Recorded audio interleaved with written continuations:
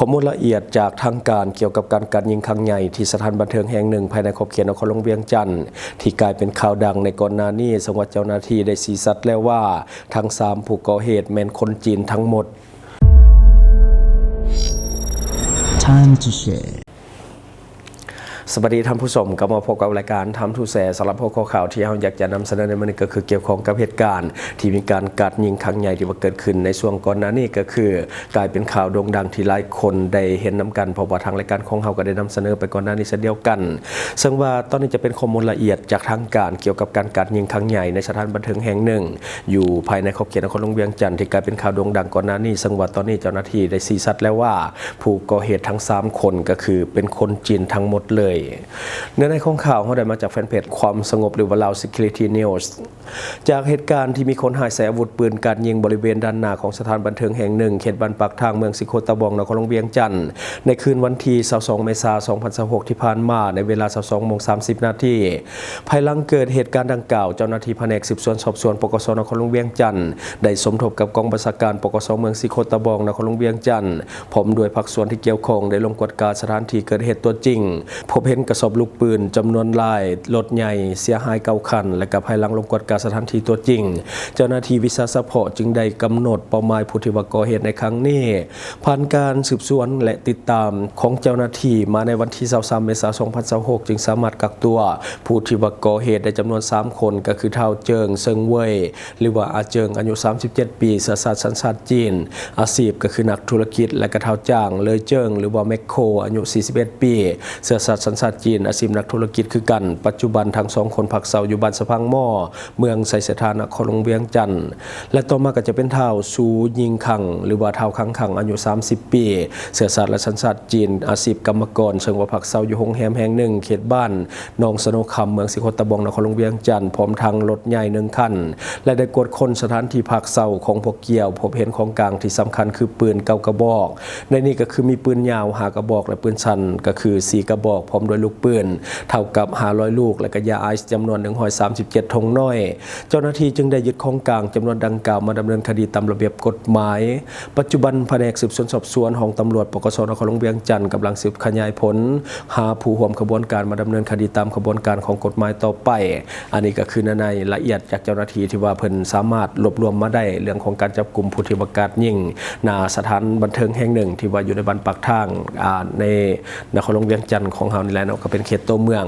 คือกลายเป็นข่าวที่สร้างความหวาดกลัวให้ประชาชนที่ว่าอยู่ใกล้เคียงแน่นอนมันเป็นการยิงครั้งใหญ่และก็กระสุนจำนวนหลายนัดและก็มีผู้เสพข่าวนี่ก็เห็นแล้วก็ค่อนข้างตกใจกับเหตุการณ์ที่ว่ามันเกิดขึ้นเนื่องจากว่ามันเป็นเหตุการณ์ที่เกิดขึ้นในเขตตัวเมืองหรือว่าชุมชนที่มีคนหนาแน่นและที่สำคัญเกิดขึ้นในสถานบันเทิงที่มีผู้คนเข้าไปใช้บริการจำนวนหลาย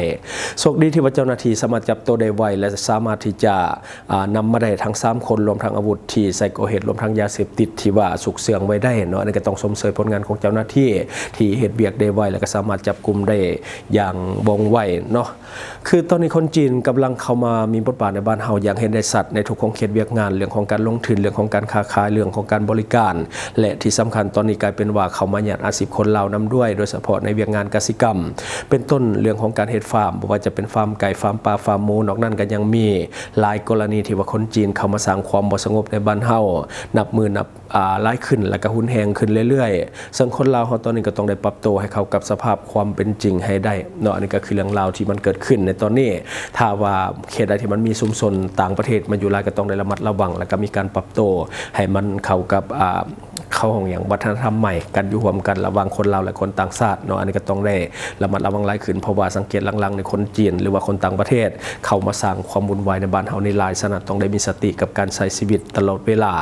อันนี้จบไป1 ข่าวบัดนี้มาต่ออีก1 ข่าวก็คือเจ้าหน้าที่ขั้นสูงของสปป.ลาวได้ลงกวดการเขตเศรษฐกิจพิเศษสามเหลี่ยมทองคำเพื่อปราบปรามกลุ่มต้มตุนทางออนไลน์และก็รวมทั้งเป็นการป้องกันบ่ให้กลุ่มคนดังกล่าวกลับคืนมากระทำผิดซ้ำอีกในของข่าวก็ได้มาจาก The Laotian Times เจ้าหน้าที่คันสูงของสปปลาวได้ลงขันไว้ยามเขตเศรษฐกิจพิเศษสามเหลี่ยมทองคำในวันที่ 30 เมษายน 2026 ที่ผ่านมาเพื่อเป็นส่วนหนึ่งของความพยายามในการหัดแนนเรื่องของการบังคับใส่กฎหมายและการทำลายเครือข่ายการต้มตุนทางโทรคมนาคมท่านวันทองกองมณีรัฐมนตรีกระทรวงป้องกันความสงบได้เรียกร้องให้มีการจัดตั้งเข้มแข็งขึ้นปรับปรุงขีดความสามารถและก็สืบต่อการฝึกอบรมเพื่อรักษาความคืบหน้าและก็ป้องกันบ่ให้เครือข่ายต้มตุนกลับมาตั้งตัวได้อีกการลงเยี่ยมยามครั้งนี้เกิดขึ้นหลังจากที่ท่านนายกรัฐมนตรีก็คือท่านชอนชัยศรีพันดรได้สั่งการให้มีการปราบปรามการฉ้อโกงทางออนไลน์ทั่วประเทศโดยได้ชี้นำให้บรรดาคณะกรรมการต่างๆเพิ่มทวีการบังคับใช้กฎหมายและก็เพิ่มความเข้มงวดในการติดตามกฎกาอาชญากรรมทางไซเบอร์ในระหว่างวันที่ 27 ถึงวันที่ 28 เมษายน 2026 ท่านนายกรัฐมนตรีได้กล่าวถึงการต่อสู้กับการต้มตุนทางออนไลน์ว่าเป็นบริมสิทธิ์สูงสุดของรัฐบาลโดยอ้างถึงภัยข่มขู่ที่เพิ่มขึ้นต่อการเงินของภาครัฐและก็ประชาชนและก็เสถียรภาพทางสังคมและความเชื่อมั่นต่อกับเศรษฐกิจดิจิทัลของสปปลาวเขตเศรษฐกิจพิเศษสามเหลี่ยมทองคำในแขวงบ่อแก้วได้กลายเป็นจุดชุมหลักของความพยายามในการบังคับใช้กฎหมายในช่วงที่บ่พอสักปีที่ผ่านมา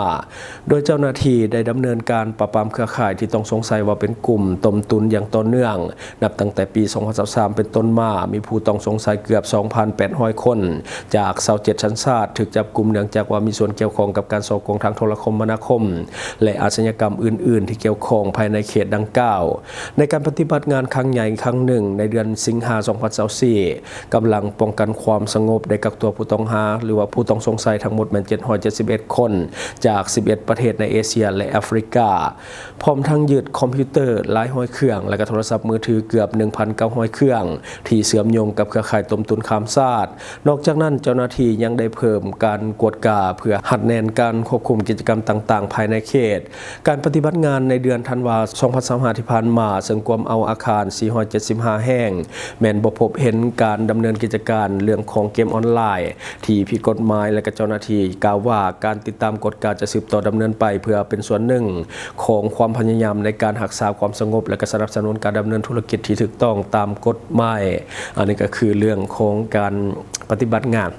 ลงไปกฎการเรื่องของแก๊งคอลเซ็นเตอร์หรือว่าสแกมเมอร์ต่างๆที่มันเคยมีในเขตเศรษฐกิจพิเศษสามเหลี่ยมทองคำซึ่งว่าก่อนหน้านี้ก็คือ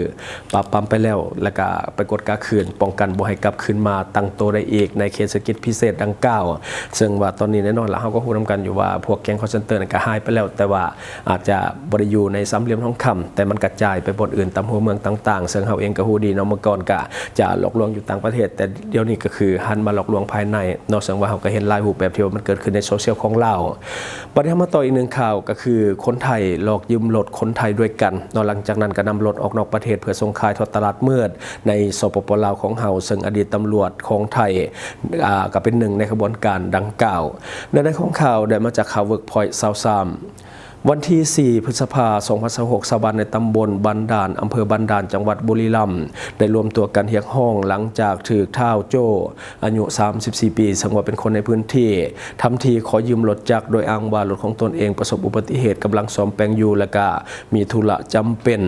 ชาวบ้านเห็นว่าเป็นคนรู้จักกันจึงหลงเชื่อให้ยืมแต่ว่าสุดท้ายพบว่าท้าวโจ้ได้ร่วมมือกับท้าวกอบอดีตข้าราชการตำรวจนำรถของเหยื่อไปส่งขายอยู่สปปลาวพบว่ามีผู้เสียหายจำนวนรายอย่างน้อย5รายตั้งแต่ปี 2025 จนถึงปัจจุบันนางภัทรวดีหนึ่งในผู้เสียหายเล่าทั้งน้ำตาว่าตนเองต้องเฮ็ดเวียกเป็นแม่บ้านเก็บเงินรายปีกว่าจะซื้อรถได้ในราคา 60,000 บาทเพื่อไว้ให้ลูกชายไปเฮ็ดเวียกแต่กับถือคนหูจักหลอกลวงเอารถไปขายเมื่อตามไปทวงถามอยู่รีสอร์ทแห่งหนึ่งท้าวโจกกับตัวหยวดและก็ใช้มีดไล่แทงลูกชายของตนจนเกือบได้รับอันตรายแต่เมื่อไปแจ้งเจ้าหน้าที่ตำรวจก็คือได้ปรับไม้เฉพาะแต่ขอหาเรื่องของการพกพาอาวุธมีดในที่สาธารณะส่วนคดีลักทรัพย์หรือว่าฉ้อโกงมันยังบ่มีความคืบหน้าเช่นเดียวกับเท่าลาวีผู้ที่ว่าเป็นผู้เสียหายอีกหนึ่งรายที่ต้องได้ถีบรถถีบไปเฮ็ดเวียกแทนรถจักรที่ว่าถูกหลอกเอาไปขายและก็รู้สึกเจ็บใจที่ว่าเห็นผู้ก่อเหตุยังคงใช้ชีวิตแบบปกติในหมู่บ้านทางด้านเจ้าหน้าที่ตำรวจสภ.บันดาลชี้แจงว่ากรณีดังกล่าวแม่นบ่แม่นเหตุซึ่งหน้าซึ่งต้องได้ดำเนินการรวบรวมพยานหลักฐาน านแล้วก็เพื่อออกหมายเรียกผู้ต้องหาตามขั้นตอนของกฎหมายหากว่าบ่มาพบพนักงานสอบสวนตามกำหนดจึงจะดำเนินการออกหมายจับต่อไปขณะที่กลุ่มผู้เสียหายได้วิงวอนขอให้เจ้าหน้าที่เร่งรัดคดีและก็ติดตามโหลดคืนให้โดยไวเนื่องจากเดือดร้อนก็คือเดือดร้อนนักบ่มีรถที่จะประกอบอาชีพและก็เชื่อว่ามีการเหตุกันเป็นขบวนการใหญ่มีอดีตตำรวจก็คือคอยนุนอยู่เบื้องหลังนั่นเองเนาะอันนี้ก็คือในของข่าวน่าเห็นใจผู้ที่ว่าเป็นผู้เสียหายโดยสังว่าเป็นคนใกล้ชิดกันไว้เนื้อเสียใจกันจึงได้ให้ยืมสุดท้ายตกเป็นเหยื่อของโจรที่ว่าอยู่บ้านเดียวกันจะได้ก็ตามว่าเจ้าหน้าที่เข้าใจหัวอกผู้เสียหายด้วยแล้วก็ช่วยเร่งรัดดำเนินคดีที่มันเกิดขึ้นเนาะก่อนที่ว่ามันจะสายเกินไปเพราะว่ารถดังกล่าวที่ว่าเขาเจ้าขโมยหรือว่าลักไปเขาจะส่งมาที่ฝั่งสปปลาวถ้าว่าเขามาฟังนี้แน่นอนมันก็คือจะตามบ่ได้แล้วเนาะอันนี้คือสิ่งที่เราเก็บมาเล่าสู่ฟังหวังว่าท่านจะได้รับสาระดีๆสำหรับท่านที่ว่าเบิ่งรายการเฮาอยู่คิดเห็นจะได้กับสิ่งที่ว่านำเสนอไปก็อย่าลืมฝากไว้ภายใต้คอมเมนต์ของเฮาและข้าพเจ้าจะเข้าไปอ่านด้วยตนเองขอขอบใจสนใจโฆษณาประชาสัมพันธ์ธุรกิจและผลิตภัณฑ์ของท่านผ่านรายการของเฮาสนใจติดต่อตามข้อมูลที่ขึ้นหน้าจอในปัจจุบันได้เลย